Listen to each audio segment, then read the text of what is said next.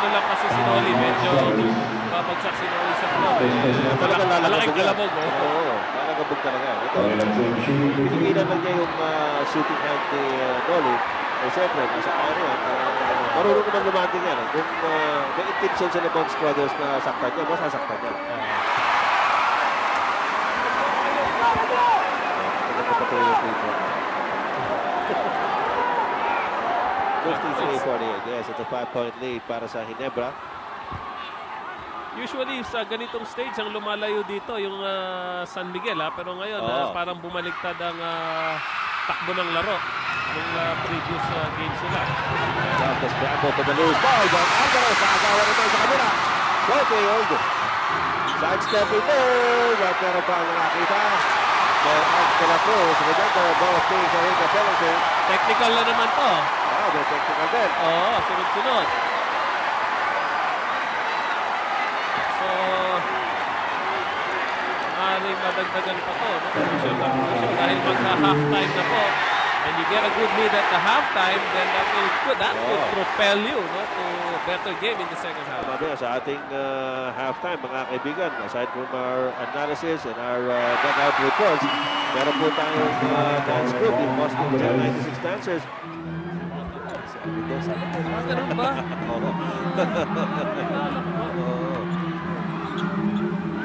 Ano, good season galing sa labas.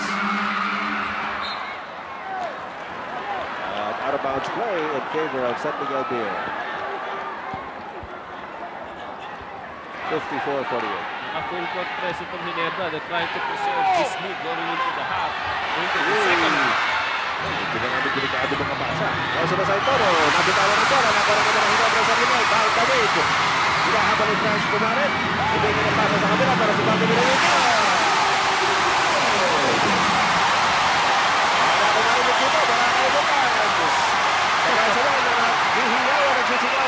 Rito, 8-point lead para sa Ginebra.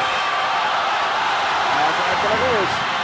Medyo nawawala yan ang concentration ng San Miguel dito kung ano hindi niya. Ayun. Sabi ng atawa, walang foul. Ito sinasabi ko kanina, sometimes they get frustrated. It's not really the pressure, but they get frustrated with the situation at lalong sumasama kanilang laro. Ito, focus 3.9 seconds. Ano lang siya, nakawala sa kanyang ginagawa. Ano ba na?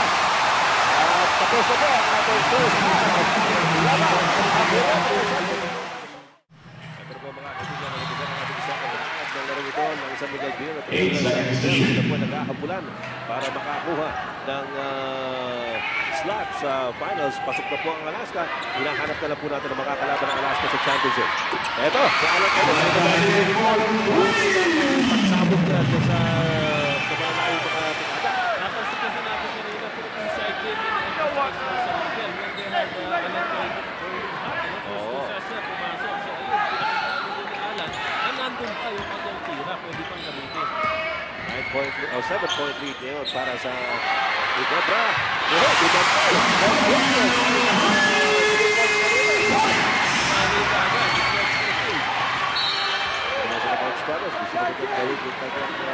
Yung first team na nakakashoot, yun ang nananalo sa game.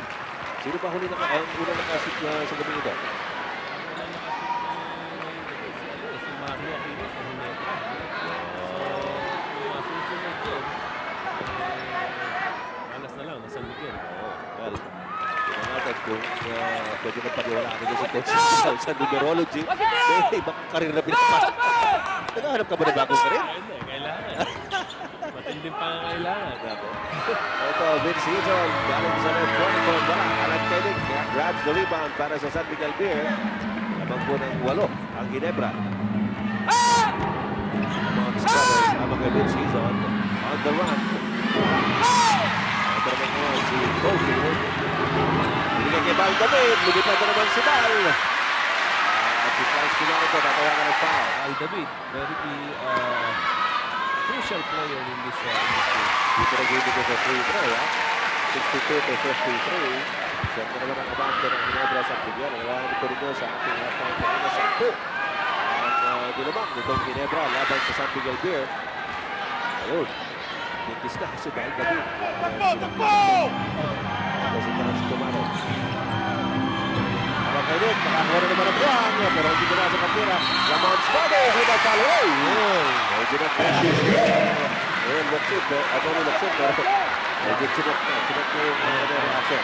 Ito na lang, na-check yan. Tony Luxit is second team foul for Ginebra standing up. That's a shot for Lamont Struthers. Teammate foul for Bogdanovich. Sa huli ka na lang mag-JC. Buti nga naman at nabago niya yung isip niya sa isang iglap. Magiging agresibo na to sila Monstratos. Nakikita niya na ano na lang to, no? One of their chances to get out of the stage. Alalahanin pa rin naman San Miguel here leads this best of 5 series 2-1. Bad pass picked off by Struthers. Tanigay sa Franz Kumaran. Dinalig kay Struthers. Ayun, si Franz pa rin binigay. Off the pass. Wala.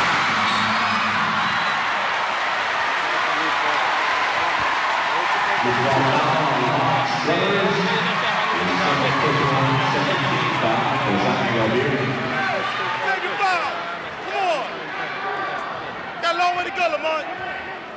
62-56, 6-point lead. Nasa Ginebra San Miguel with 9 minutes and 45 seconds remaining in the third quarter. Magandang gabi po. Ito po si Ed Gibson kasama si Yan Giao para sa Vintage Sports. At sa katanga pa natin na coverage ito. Laro ito Malo Aquino sa loob against Babilonia. 5 seconds to shoot. 5 seconds sa shot clock. Good season. Another advance to the po yung shot clock. Keep running. Magsado na si Coach Lowen back to use Franz Kumaran for a few more minutes than usual. Uy! Tinatawag natin kailangan.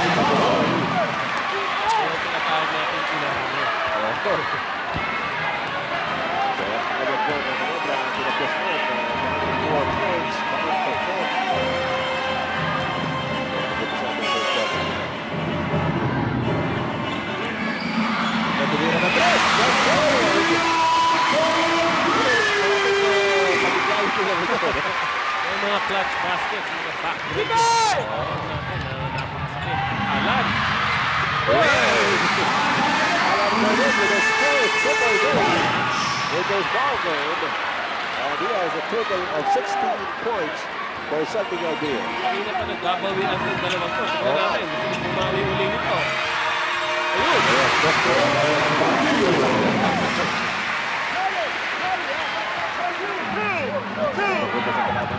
San Miguel, 8 minutes and 15 seconds remaining. Brothers, kasama sumali sa agutan. Para ito si Nick Susan at the goal. Abulay na brings up the foul. A good Susan with 2 free throws. Up the lead as another to 69-61. Get a good shot, Lamont. Place it. 2 seconds remaining. Third quarter. Libre na naman. Pero bigyan naman ng kapila. Pero sa ito na nila para sa inyo sa Miguel. Pero sila ang tako. Pasok ko na naman po. Okay, 7 minutes and 45 seconds remaining dito sa ating third quarter. Naman na 10. Ang Ginebra San Miguel over San Miguel Beer. As long as Ginebra keeps the pace fast, and they keep that good lead at their hands. So, pinapabilis nila. Pressure! Para sa mga kalit, kumakakuha ng pasa. Nabitawan ni... 10 seconds on the shot clock. Pressure! Pina-improvement ang offense sa Ginebra. United receiver! United! Ito naman kanina, talagang hirap si Franz Kumaran. Watch out! Get out! Struthers, sa loob. Nagkasama ni Tira, pero hindi pasok. Nakuha ni Caulfield.